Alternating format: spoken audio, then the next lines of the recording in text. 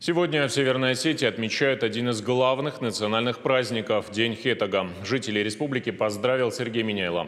Глава республики вместе с бойцами добровольческого батальона «Алания» находится на передовой. Он отметил, этот праздник – символ единения для всех жителей нашей многонациональной республики.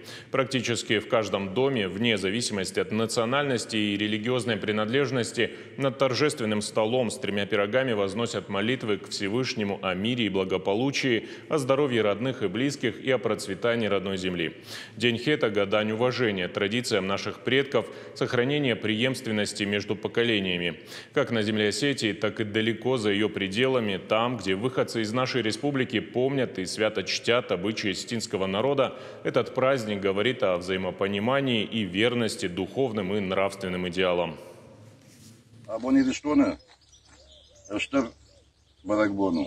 Это жуашта джи барагбон.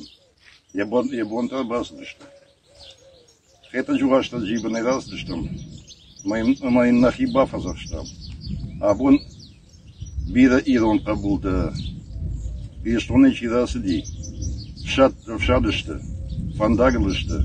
Маса это жуашта джи. Это жуашта джи фазашкадой.